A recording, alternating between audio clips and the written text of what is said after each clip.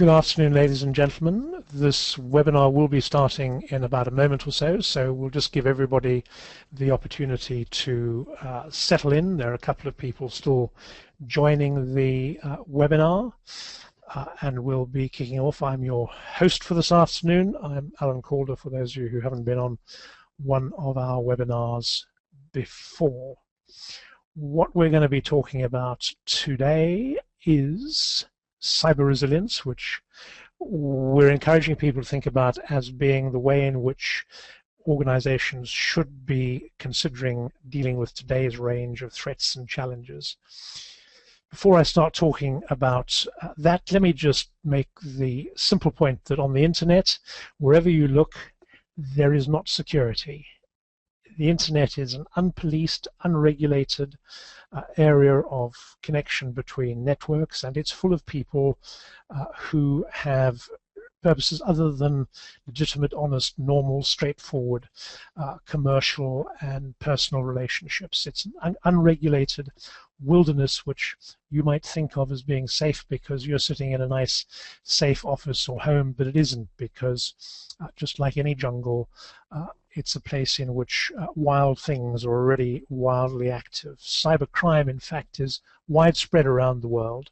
The top 20 countries for cybercrime include, top of the list, the United States of America, origin of cyber criminal acts, very substantial, followed by China, Germany, Britain, Brazil, Spain, and all the rest of the countries, according to a Business Week Symantec report fairly recently. So crime coming from and being committed everywhere in the world. And crime is committed because it's easy to commit crime. It's easy to commit crime because, broadly speaking, people, whether in their personal life or at work, make it easy for criminals. Interestingly, the most common passwords, the most widely used passwords are 1, 2, 3, 4, 5, 6, or even more simply 1, 2, 3, 4.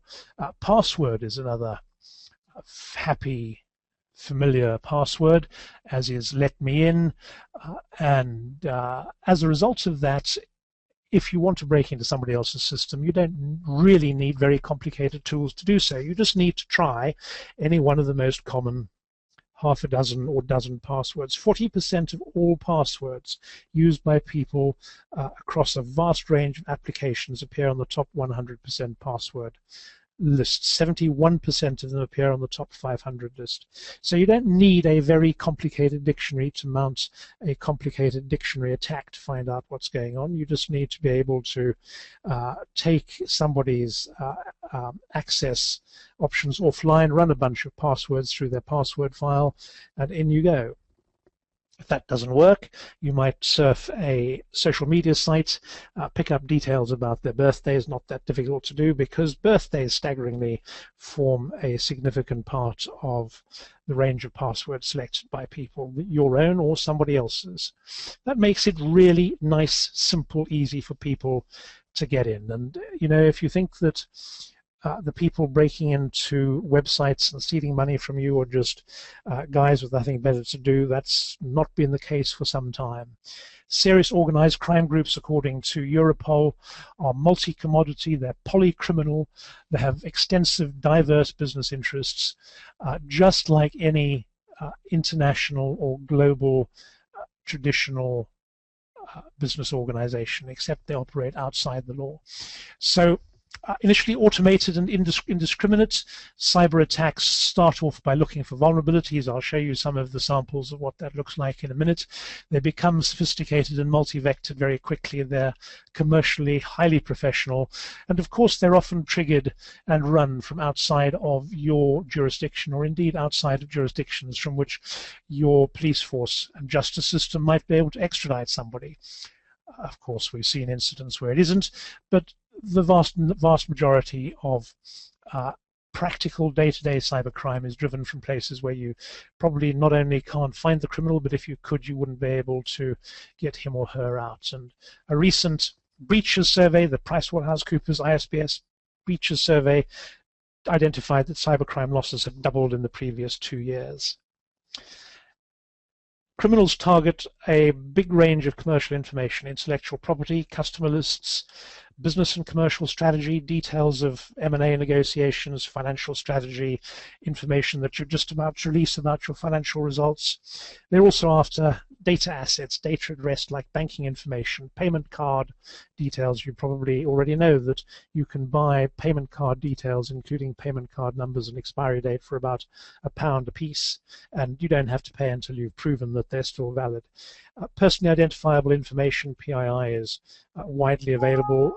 Some people scrape it off social media sites and resell it. Contact details, all of those kinds of pieces of data are widely pursued by cyber criminals. And the main loser from cybercrime in the UK anyway is considered to be UK business. £21 billion worth of losses in the previous 12 months, according to the UK's Office of Cybersecurity and Information Assurance. A very significant chunk of loss to cyber crime.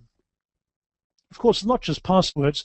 Computers aren't secure, and we think perhaps of our laptops and workstations as computers, but the reality is that mobile phones and PDAs now carry the same sort of computing power as our laptops did 4 or 5 years ago, and they carry significant amounts of useful information, as well as, generally speaking, access to corporate and personal email boxes and other information. So nicking a laptop, nicking a mobile phone, and about 25,000 apparently are lost or stolen in London every week, is a significant opportunity for a thief. And you can resell a stolen handset disconnected from its network on eBay for between £5 and £40, and so why wouldn't you? Why wouldn't you employ a gang of people on bikes to go around and nick mobile phones, clean them of information, and they can have the phones and sell them? You sell the information. In the US, apparently 113 phones are lost or stolen every minute. Networks and websites are easy to penetrate. The average number of vulnerabilities we have, as many of you may know, we have a penetration testing division, and the last 6 penetration tests that we carried out, averaging what we found across those 6 tests, we found that there were 19 vulnerabilities which would rank as high. These are a combination of network and network accesses and internet connection points and websites. 19 high-level vulnerabilities, 26 medium-level vulnerabilities, and 34 where information could be nicked, and you might not worry about it because actually the attacker couldn't take control of the system or genuine access to data on the system. So significant level of vulnerabilities, and the number of organizations who have vulnerability tests, vulnerability scans, and penetration tests carried out on, say, a quarterly basis is still extremely small. Vulnerabilities are discovered regularly, often, and they're often made available. Information about them often becomes available before patches to fix them. And it's not just vulnerabilities that are a problem, it's hackers who take advantage of vulnerabilities. What you see on your screen right now is a transcript. There's some bits of the conversation removed from it, but it's a transcript of a conversation that took place through a live chat option on a website within the last 3 months.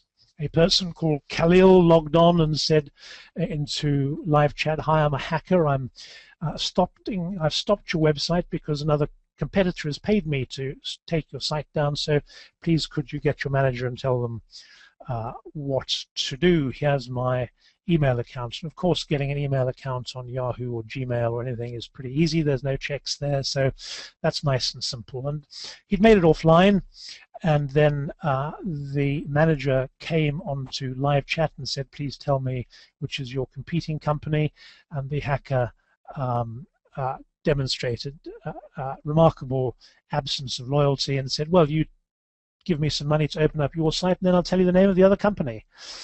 Khalil apparently wasn't proud of the work he was doing, but that didn't help this particular organization. They had to work out at some speed how to recover the website and get it back up, and they and their support organization were reasonably slick, and they were back up and operating in about 4 hours, but this was not something which did their reputation a huge amount of good.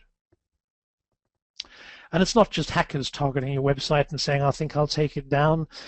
The organization that was targeted there, you would have thought would have been not a major target. They aren't. They're a reasonably small software company. Here's a tutorial for a newbie. You're thinking about becoming a credit card hacker. You don't really need to be an engineer or go out and learn how to do it, because you can download guidance help file from the internet. Here is some guidance on how to hack credit cards from this chappie who says you can use scams or shop admin, sometimes just for fun, and then tells you how to do it. Identifies exactly which vulnerabilities you should be searching for. So if you think that you have to be targeted to be hacked, somebody has to come after you and say, I'm going to attack ABC Limited, or ABC Inc., and why would they? I'm just a small organization. The answer is that's not how they think. What they think is, let me go and see if I can find a particular vulnerability which I know how to hack into. And here is a demonstration of a hack where we're looking for a specific shopping cart, VP-ASP shopping cart version 5. It's very easy. You type it into google.com and it'll find all the websites which have installed that shopping cart. Shopping carts, as you know, have useful information in them about payment card data and personal data. And then it tells you how to hack the shopping cart. So all you really need to do to be a target of this kind of an attack is install that shopping cart. Fraud has moved up, of course. It's not just something which you have to do yourself, however skilled or unskilled you aren't. You can hire in a fraud service. Citadel started as a Trojan taken on by a crime gang and turned into something that was designed to do a really excellent job of work, and has been subject to a continual improvement and development program, and can therefore be rented out so that it's got its own dedicated CRM system, its own dedicated help desk. There's a monthly fee you pay in order to access all of that kind of support, and there you are, fraud as a service, another way of taking advantage of services in the cloud. Fraud as a service can be deployed by anybody who's looking for opportunities to break into websites that contain useful data, or break into networks that contain useful data. And social media is a way in which people make lots and lots of useful data available, not just birth dates, but names of people, of significant people who might turn up in passwords, information that attackers can use to make them look much more genuine. If I go onto a website and I'm able, on a social media website, and I'm able to find out something about my target and his or her friends and contacts, I'm able to perhaps contact one of them and use information or contact data which makes me look much more genuine than I might otherwise be. Facebook users got a bit upset that Facebook leaked email addresses and phone numbers due to a bug, and you see that's part of the challenge. It's not just you who's in charge of the security there, it's the website's social media platform as well, and they're not all 100% secure. Because as technical defenses get better, so more and more hackers focus on hacking the human. The human being is prone to being hacked. He or she is likes helping people, doesn't like being rude, listens to authority, answers straightforward questions straightforwardly, like I'm phoning from your bank, there's been a fraud, I just need to check your payment card data hasn't been compromised. If you can give me your card number, I can tell you right now whether it's been hacked or not. Hacking the Human, you can buy a book. Ian Mann's book there will tell you what to do. He now gives you some information about how to counter it. If you want to send out good phishing emails, you can download for free the Social Engineer Toolkit. It's got a nice set of tools in it. Many legitimate businesses use it. as well. We're kind of used to phishing, though. Phishing emails used to be things that you could work out what it was. It was from a bank. It was badly spelt. But increasingly, the English has got better. The layouts have got better. It's not as obvious as what it used to be, and therefore much more easily something that will reach you. The shift to spear phishing, where the email doesn't go out to 3 people or 5 people. There's only one instance of the email sent out, and it's sent out just to you. It comes from somebody whose name you recognize. It maybe comes from inside your own network or from a supplier, because the attacker has been able to either intercept an email and man-in-the-middle attack and adapt it, or has been able to take over a supplier or somebody else's email box, and the arriving email simply comes to you and says, here we are, we need some new material for the blog. Jeff, a name you probably recognize, sent me a report regarding new phishing threats that we're appearing. Can you take a look at it and see if we can use it? And in a brief survey that we did, 9 out of 10 members of staff inside an organization would go, okay, and click on the report to see what was in it and download a neat piece of malware onto their systems. When you are not being spearphished, then you're being encouraged onto what looked like genuine bank websites or important websites. Not all staff, not all your staff and not all the people you know have been trained to look at a website like this one which you see here and recognize whether it is or isn't the Citizens Bank of Edmund, who's a genuine bank, whether it is their website or not. The single fact that you're being encouraged to put in your login details into a website which is not an HTTPS website ought to give it away, as should the invitation to provide a whole bunch of secure confirmation data. That should also give it away, because banks won't ask you to provide all of that secure confirmation data on their website.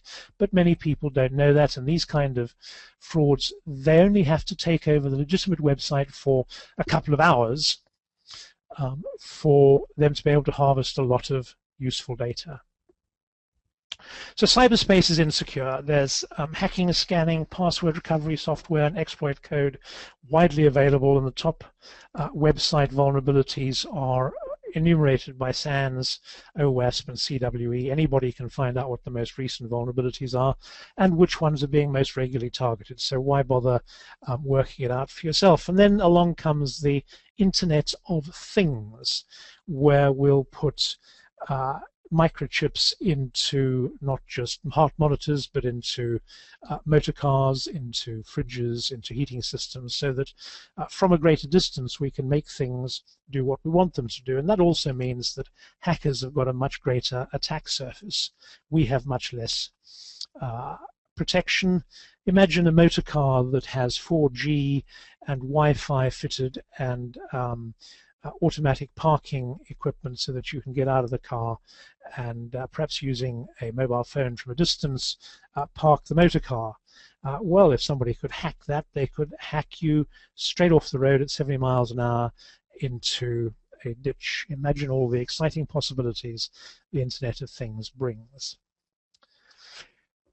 Hackers don't have to work very hard even at hiding. You can download something like the Tor browser. The Tor browser was created by the NSA in America to provide secure, untrackable web browsing for people in countries that suppressed freedom of speech.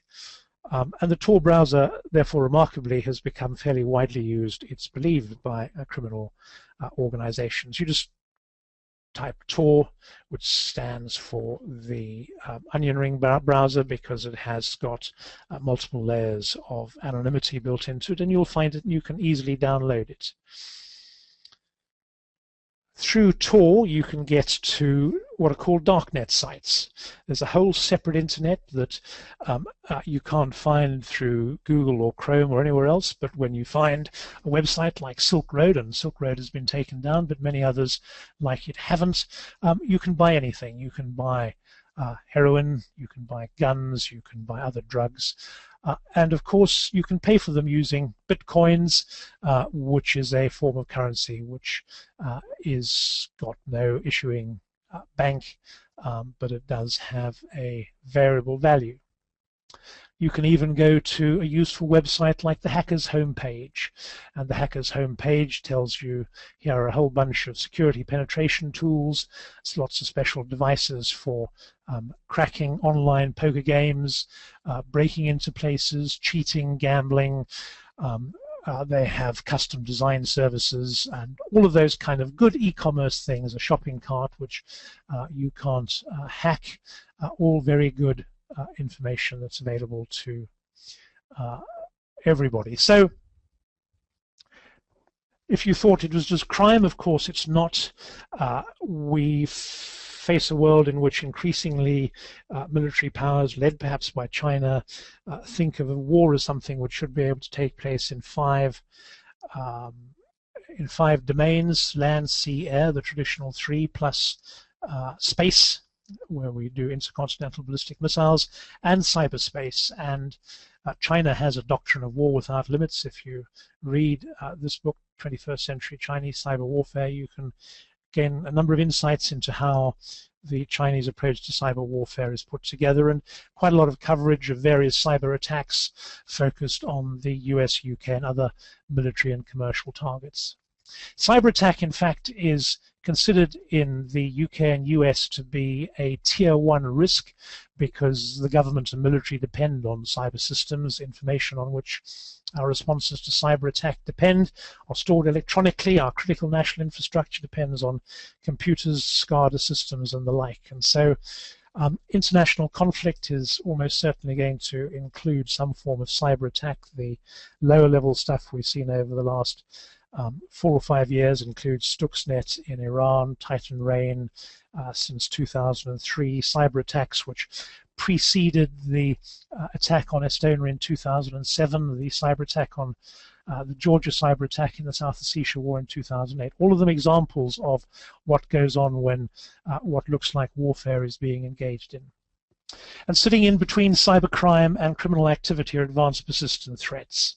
According to the Washington Summit back as far as 2011, the CIO advice that was adopted by the Summit was plan and act as though you've already been breached, because a threat which is advanced, combines multiple targeting methods, advanced ranges of tools, and combines technologies, techniques through a wide range of channels, persistent over time, stealthy, continuing, multi-targeted as a threat, designed to get into and sit on corporate networks, stealing information, compromising systems and defenses, and doing so over time. Hidden, not necessarily active all the time, not necessarily revealing itself, but advanced persistent threats are a major concern for all organizations. And so against that background, the UK adopted a cybersecurity strategy. And the cybersecurity strategy, based on its national security strategy, in which it was identified as one of top 4 or tier 1 risks, was first of all to make the UK a secure place to do business, to make it more resilient to cyber attack, to help shape an open and stable cyberspace and build on the UK's cybersecurity knowledge, skills, and capability, the 4 target objectives. The European Union, not to be outdone, published at around about the same time a European cybersecurity strategy which has similar kinds of priorities: drastically reducing cybercrime, developing capabilities, establishing a coherent European Union-wide cyberspace policy, recognizing that you've got to tackle criminals in one country if they're attacking assets on the other side of the European Union. And the European Union has proposed legislation forcing member countries to create national computer emergency response teams, to force countries to have their major organizations adopt network and information security plans, achieving minimum levels of cyber security. One of the big drivers from the European Union is to make CEOs and boards more accountable for ensuring cybersecurity. And the reason for that is that, broadly speaking, we're losing the battle against cyber crime. The National Audit Office said in February last year that there were 44 million cyber attacks in 2011 alone, costing the UK between 18 billion and 27 billion pounds. In other words, a lot of money. 80% of those attacks could have been prevented through basic security hygiene. The PwC survey that I referred to earlier on identified that 93% of large corporations and 76% of small businesses had experienced a minimum of one cybersecurity breach in 2012, with a cost for large organizations of between 110 and 250,000 pounds and between 15 and 30 grand for a smaller business. Quite a lot of money to find yourself having to cover the cost of because you had inadequate cyber security precautions in place. Worldwide is a similar situation. The Verizon 2012 data breaches report identifies 855 incidents, in which, interestingly, 81% of breaches involved hacking, 96% of breaches were not highly difficult, 85% of breaches took weeks to discover, with many of them being discovered embarrassingly by third parties. And so Major McAfee identified the cost of global cybercrime at around about $300 billion. There's a lot of money at stake in dealing with cybercrime. And cyber attacks can have a significant impact on any business. Direct financial loss from theft or fraud, that's kind of obvious. But of course, there's also the indirect loss that comes from having to spend time, effort, and money on recovering and remediating. There's the cost of replacing customer data or getting onto customers and saying, we're so sorry, we got all of this stuff wrong. We now have to spend some money to help you track your personal creditworthiness in case you're going to suffer from identity theft, maybe fines from legal and regulatory bodies. Perhaps in some jurisdictions there will be shareholder action brought against the directors, and in some cases survival of the organization itself. There are a number of instances of organizations which have been subject to attack or hijack which have not survived the outcome of doing that. And 74% of respondents in a separate survey said their customers prefer dealing with suppliers with proven cybersecurity credentials. 50% said their company had been asked about information security measures in the previous 12 months. So, what should boards do? Boards are under pressure from the European Union and from the UK government and around the world from their shareholders to deal with cybersecurity. Cybersecurity should become an item on the board's agenda, and on the board's agenda means a governance approach, saying we need to have a proper framework in place, we need to have clear objectives, and we need to be able to see data that tells us that what should be taking place actually is. So the business senior management are responsible for managing security, integrating it into our IT activities and processes, but as a board we should be making sure that how we deal with cyber risk is integrated into our business objectives, and that we're directing the executive management on what they should be doing, evaluating proposals for how to do it, and monitoring their effectiveness in implementing it. And their proposals ought nowadays to basically come down to some form of what we call cyber resilience. Resilience is defined as the ability to rapidly adapt, protect assets, and respond to risks. And of course, we therefore talk about business resilience as the ability for a business to rapidly adapt, protect business assets, respond to business disruptions, and maintain its operations. And business resilience contains what is traditionally thought of as both business continuity management and disaster recovery, and certainly implies the ability to mitigate and deal with and reduce risks so that the organization can soak up disruption and keep on operating. Cyber resilience is what you get when you recognize that you're dealing with 5 spheres: land, sea, air, space, and of course cyberspace. And the cyber resilience strategy is one which will be built around the objective of repelling cyber attacks while protecting critical business assets, enabling yourself to adapt and respond to business and cyber disruptions rapidly and maintain operations to customers. A good cyber resilience framework undoubtedly depends on creating a integrated set of processes for rebuffing, responding to, and recovering from the wide range of possible attacks. And that's a key part of what we now call, it's a key part of cybersecurity. Cybersecurity that everybody talks about is better spoken of as cyber resilience, because on its own, cybersecurity, given that you will be breached, every organization will be breached, is simply not enough. Cybersecurity needs to become cyber resilience, the ability to respond to, adapt, and cope. No single standalone is sufficient. Single standalone solution is sufficient. No single piece of technology is sufficient, and it does require investment. Remember, 80% of breaches could have been prevented through basic security hygiene. Increasingly, organizations turn to standards to have a look, and there are quite a lot of standards available that might be used as part of a cyber resilience strategy. In the UK, the Government Trade and Industry Department commissioned a Pricewaterhouse report on standards, which was published in November of last year. It identified all of the standards around the world which touched in some way on cybersecurity, covering organizational standards, products, personnel, and processes. It had an international reach and excluded nothing. And there were kind of interesting conclusions that came out of that research. On average, the organizations who were surveyed said that on a level of 1 to 10, where 10 was most important, they thought cybersecurity certification, an external certificate that you were dealing with cybersecurity effectively, was a 7 out of 10.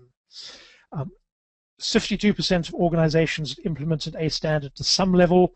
35% of organizations plan to implement an information security management system. And interestingly, the greatest volume of support, said Pricewaterhouse, was in favor of the ISO 27000 series of standards, because they offered a management framework for managing information risk. And of course, because they're well established, they're globally recognized, and relatively widely used. We also looked at qualifications and identified CISSP, Certified Information Security Lead Implementer, and Certified Information Security Lead Auditor as being amongst the most widely useful qualifications. So that's a useful snapshot of a view of frameworks.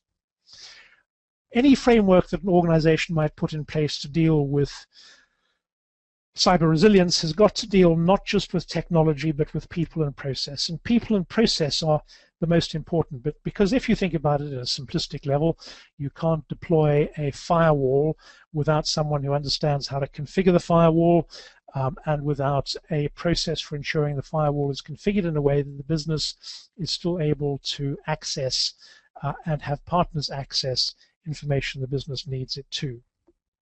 So frameworks need to combine people, process, and technology, and they need to deal with the three-legged stool that is information security. Not just confidentiality and integrity, but availability as well. Information must be available to people who need it as and when they need it. Good framework is going to be business-driven.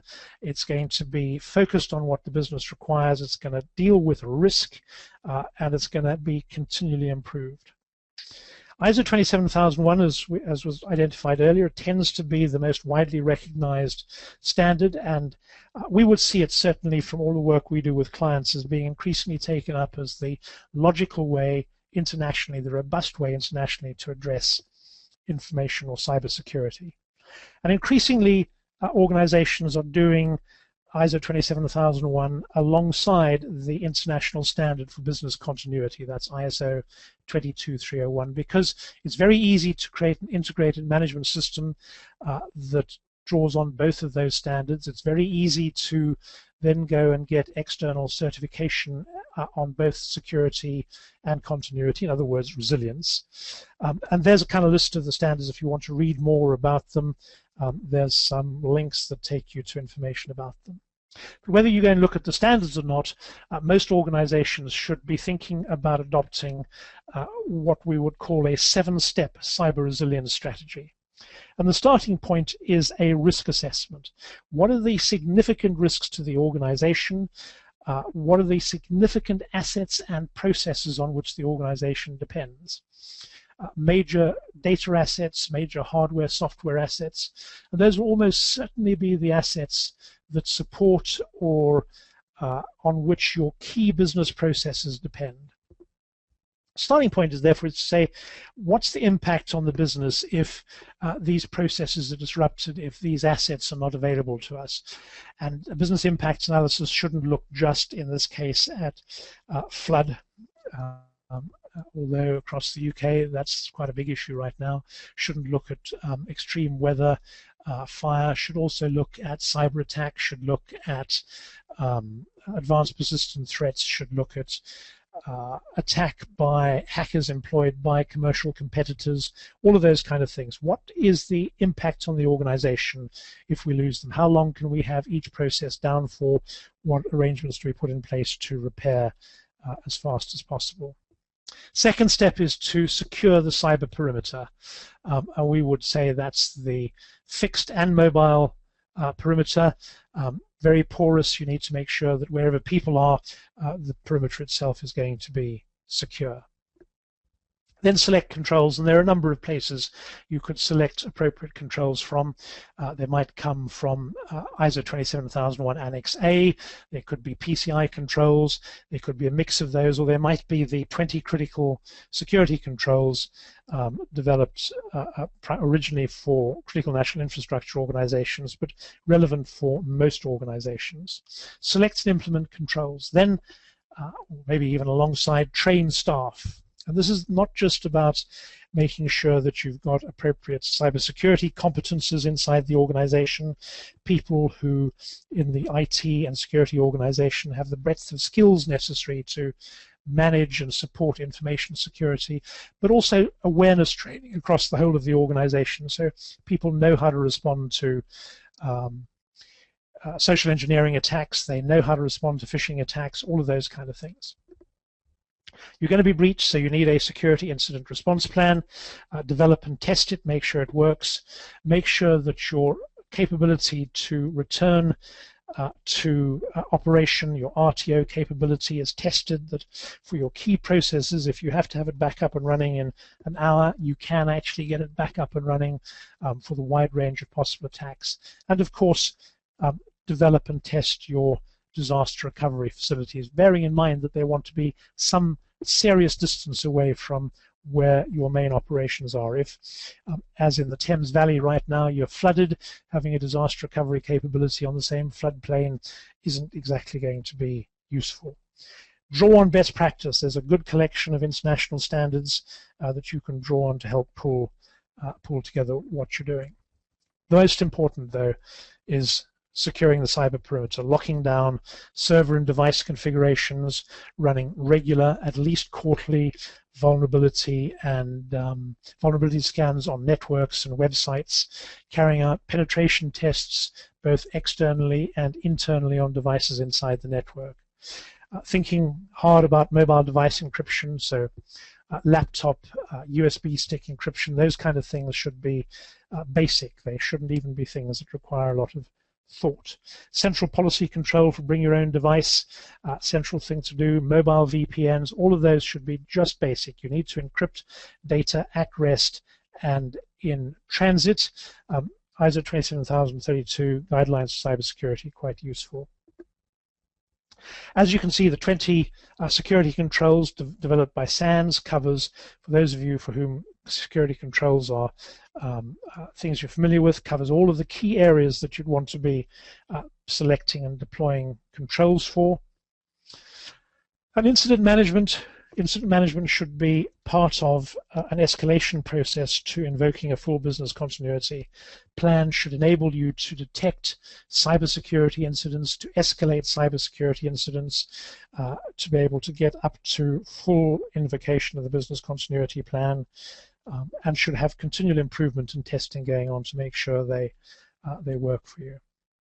When thinking about business impact, of course, you've got to be thinking about zero-hour attacks, the things that when you get the attack, you don't necessarily know what the patch is going to be because nobody else has worked it out yet. Dependencies between systems, when one goes down, what happens to the other? What kind of skills do you need internally? What are the real costs of disruption going to be? When we think that because we're in the cloud, we're safe, are we really safe? Do cloud-based services go down? What happens if there's a physical disruption at the same time as we come under cyber attack? What happens if our data center on a floodplain is flooded at about the same time as we come under attack in our disaster recovery center elsewhere? Don't think of the cloud as being automatically safe. Cloud brings its own problems. There are a number of, and here are just a couple of them, quotes from, in this case, both Amazon and Microsoft talking about outages they've experienced, maybe sparked by weather, maybe sparked by bugs or some other thing, but cloud services have outages as well. You need to, in your planning for business continuity or cyber resilience, need to bear that in mind. You have to integrate digital and analog continuity plans. You have to make sure that on the physical perimeter you have people who know what cyber risk looks like so that you can ensure that cyber attacks, people coming in carrying USB sticks that have malware on them, can be intercepted, or if they bypass you, they can't get into offices where they can install them, or if they can, your system will reject any unauthorized USB sticks. What happens down your supply chain? How do you make sure that somebody can't take over a supplier? You haven't got a key supplier, maybe a small organization whose security isn't very good. An attacker could hack in, take them over one night, when there's no one noticing, get into their email boxes and send you from emails that come from within a supplier's email box that look about as genuine as they could be, because they are genuine, an email that asks you to click on a link to an important report they're working on for you, and here's a draft of it, and bingo, you're in trouble. Those kind of attacks can be serious. Working them out when the email arrives is kind of hard. You need to have already thought through how you're going to make sure that your supply chain is up to scratch. And about this point, people start saying, you know, cybersecurity is expensive, but yes, think about the alternatives. The average global cost of a data breach in 2012 was about $136 a record. And if you have 50 or 100,000 records, or as Barclays has just admitted, a significantly large number of records compromised, quite easy to calculate what the total amount of cost would be. We've already touched on what PwC had to say. So let's pretend that you might actually be breached. It's better to pretend that than to hope that you won't be, because you might already have been. What will it cost you? What would it be worth spending to make sure that that risk is contained, that you're resilient against it? The average company spends about 6% of its IT budget on IT security. The benchmark is around about 13%. Consistent surveys indicate that organizations that are on top of cybersecurity are probably spending 13% or so of their IT budget on cybersecurity specifically. I'm not here talking necessarily about people, I'm talking about products and services. Where organizations are doing that, the 2010 Cybersecurity Watch Survey found that while there was an increase in incidents amongst the people surveyed, and these are folk who are taking security seriously, it's why they agree to be surveyed, they'd seen an increase in the number of incidents, they'd increased their security spending, they'd increased corporate physical security spending, but they'd seen overall a significant decline in the severity of breaches. The amount of money they were spending was getting them into a much better position. So recognizing that reality, recognizing that it's tough for organizations to get buy-in to dealing with cybersecurity, we've developed and launched at the beginning of February a cyber health check service. And just for a minute, I'd like to tell you what that can deliver.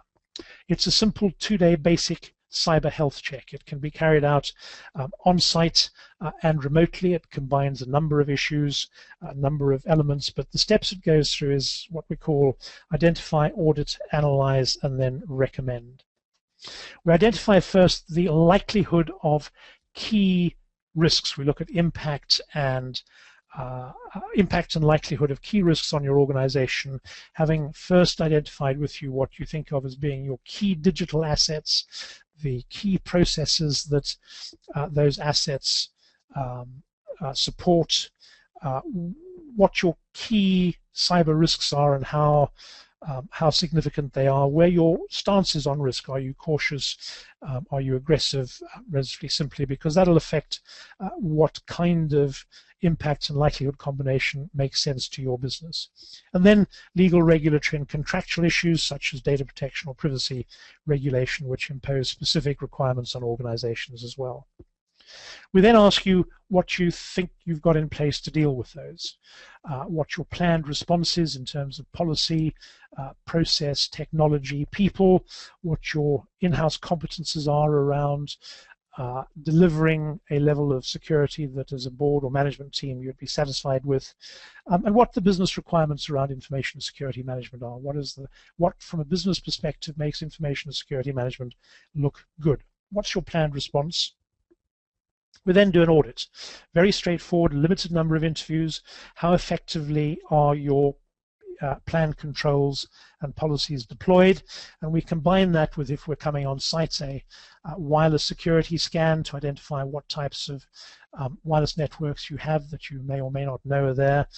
We carry out a set of remote vulnerability scans to a selection or all of, depending on how many you've got, websites and internet connection points to identify existing vulnerabilities. And we do an online staff questionnaire which is designed to establish for your staff what their view, and often staff's view is different from management's, what their view is of how they deal with a wide range of things from passwords through to responses to social engineering attacks. We then do some analysis, drawing on our in-house team to look at where the gap is between what risk mitigation you probably should be taking given your attitude to the risks that you've identified, and also then the gaps between where you've got controls, what you think you're doing and what you're actually doing. And out of that we're able to give you a prioritized action list for what we think you should be doing. And their prioritized action list can cover people, process, and technology. It's not built around any one particular approach, other than these are the things, given your risks, that are going to reduce the risk to a level that's kind of reasonable. This is a rough approximate amount of money that it might cost you to do that. This is roughly the benefits that you'll get out of that, the high level. It might be contextualized for ISO 27001 if that's appropriate as a management system within which to take it forward, and some next steps. And for a small or medium business, which for us is up to about 500 staff, that cyber health check is just £2,500, and that covers the whole piece of work. Larger organizations, we're doing similar kinds of things for that type of a proportionate amount of money. It's designed to be something which is not highly expensive, relatively easy to afford, and to give disproportionately large value for money in terms of a independent review of and view on cybersecurity exposures and the mitigation that as an organization you have in place to deal with them. And ladies and gentlemen, thank you for time and attention. That brings us to the end of what I was planning to say, and these slides will be made available after the webinar. They'll go out either this afternoon or tomorrow morning to everybody who is on the webinar, but I'm perfectly happy to take questions from anybody right now, and the way to pose questions is through the chat function you should see in the control panel, probably on the right hand side of your screen, wherever you put it, a chat function. If you type messages into the message box, I'll see them.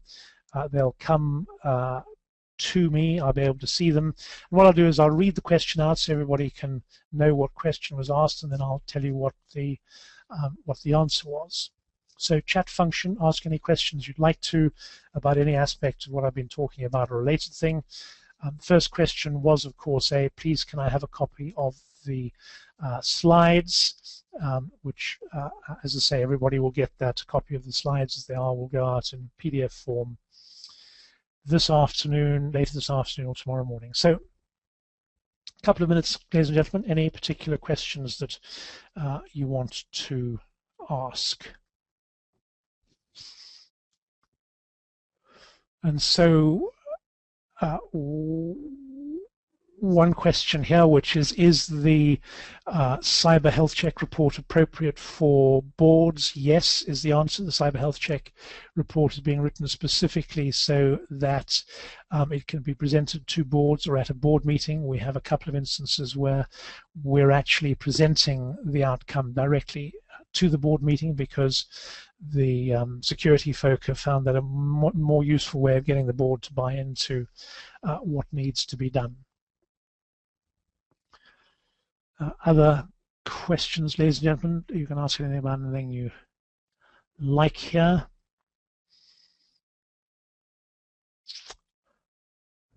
Nope. Okay. In that case, I'm going to wrap up the webinar. Thank you all for being on the webinar today. As I said, slides will go out. If you want to email me, my email address is sitting there. And I'll make sure we respond as quickly as we can. If you'd like more information about our cyber health checks, please do email me or telephone us. Our direct line is, of course, 0845 0701750. I'm hearing there are some questions that I've missed, so I'm just busy looking for those. Hang on one moment. Okay, so there are some questions people have asked, and of course they've come in slightly differently than we planned, which is us, not yours. So what we're going to do is we're going to, I hope, share the question with you in just one moment, and we'll be able to give you that answer. We're going to, one of my colleagues is just going to pick those questions up and is going to read the question out so that everybody knows what the question is, and I will then give you the answer. So just stand by for a moment. There are questions in the question box. I just, from my panel, can't access the question box, which is why we're resiliently going to respond to the questions like this. And the first question is, by establishing technology as a response plan in managing a cybersecurity risk, does that in itself pose a risk, and how do you manage that? Let me slightly change the question around, so I think that I can answer it effectively by saying any response plan has to involve technology. You have to automate elements of it, and you're dealing with risks to technology. You absolutely have a problem in that the technology you're using itself may be compromised, and so you need to extend your resilience planning to all the elements of technology that form part of your defense system. You can get a list of all the relevant ISO standards that I mentioned on the slides, which we're going to send out to you. They're all listed on there, or you can simply log on to our website, www.itgovernance.co.uk, and go to the Cyber Resilience page. Or if you click on information in the top navigation bar, you'll find a list of, amongst all the other areas that we cover, each of the different standards, 27001 and so on, are all clearly listed there. And if you click through, you can find out more about each of them. A zero-hour attack is an attack which is mounted by an attacker at the same time that the vulnerability is discovered and made available online. So it used to be that researchers would discover a vulnerability in software, website software, or Windows, or whatever it is, publish details of the vulnerability, and it would take attackers 2, 3, 4, 5 days to create malware and exploits that would be able to attack that. Now you've got criminals looking for vulnerabilities themselves, and often now mounting attacks on vulnerabilities which haven't even been published yet, what we call pre-0-hour attacks. A 0-hour attack is one in which the vulnerability is published and the first attack is mounted virtually at the same time that the vulnerability is published, because the attackers are able to work so closely with those doing research. I don't have a particular view on E-layer VPLS. I'm not a technical security expert. Part of any good management system is having really good technical team, and that's just as important right now. So I would normally refer that internally to our CIO and our technical security team, any such question, and I'd expect an intelligent answer which is focused on where the business risks and appropriate business risks are. When it comes to cloud services, traditionally it goes through the internet via a VPN. Exponential E creates a new way of securing the cloud by creating MPS for the cloud, a VPLS. I've heard of VPLS, yes. I can't tell you, I'm not a security expert, as I said. We could happily talk to you and give you some input offline. If you'd like me to, please do email me directly and we can follow up. We mentioned asset and processes.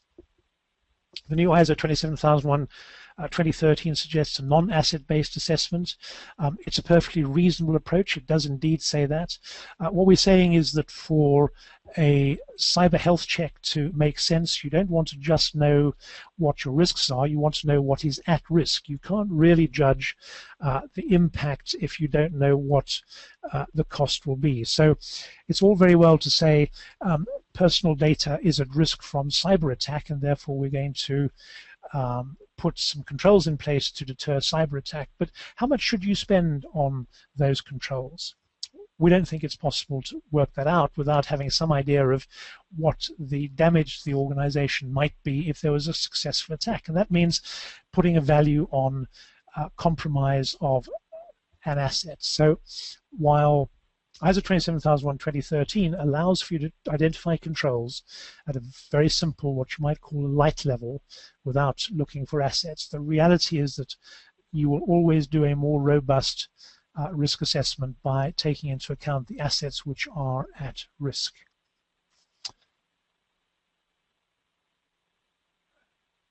Good questions, folks. Keep on asking them. In the world of CCTV, we've had an increasing number of incidents reported of phone apps being able to knock out cameras in retail shops in the UK. It's relatively new, and we're gathering more info, but it appears to be IP cameras with very little insecurity and setup, like security passwords. Yes, we have come across issues of exactly that. CCTV cameras have traditionally not been seen as attack vectors. They have become so. They're relatively easy to attack, and if you rely on them, you need to deal with them rapidly. Presently working on ISO 22301 as a business continuity plan. At what point should cybersecurity be involved? And the answer is right from the outset. At the point when you're setting the business continuity policy, you should be talking about the business as a whole, and that means its IT infrastructure and its cyber assets. It means the processes which are dependent on IT, and it therefore means that when you're looking at risks, you should also be looking at cyber risks. When you're looking at controls to mitigate cyber risks, you'd be looking in much more detail at, for instance, Annex A, or the 20 critical controls for appropriate risks. Are we able to advise of any particular industry sectors who've used a cyber health check? Yes, we've used, we're doing, remember we only launched the cyber health check in at the beginning of this month. So far, software, infrastructure, technology, nobody in retail yet, but that's not completely surprising. What you might call intellectual property. So academia is one of the organizations that we're doing a cyber health check for on a rather larger scale, and a couple of industrial organizations. I think that's the kind of range of areas. Pretty well everybody who's got valuable information, recognize that they're prone or susceptible possibly to cyber attack and want a clean, coherent, independent view of what the risks are and what they need to do. And neatly, that kind of brings us to the end of all the questions which came in. So apologies for missing those in the first instance, ladies and gentlemen. Now we are genuinely at an end. If you have questions for me, please do email me. If you want to talk to someone in our customer team about a cyber health check, please do call us 0845 070 1750. We think we can even do these remotely with clients outside of the UK because most of what we're doing is data gathering. We don't have to be on site to do that, although that can be useful. So, ladies and gentlemen, finally, again, thank you very much for joining us today. I hope it's been useful. Please do come on future webinars that we'll be running, and do find the slides useful when they reach you. Thank you for being here.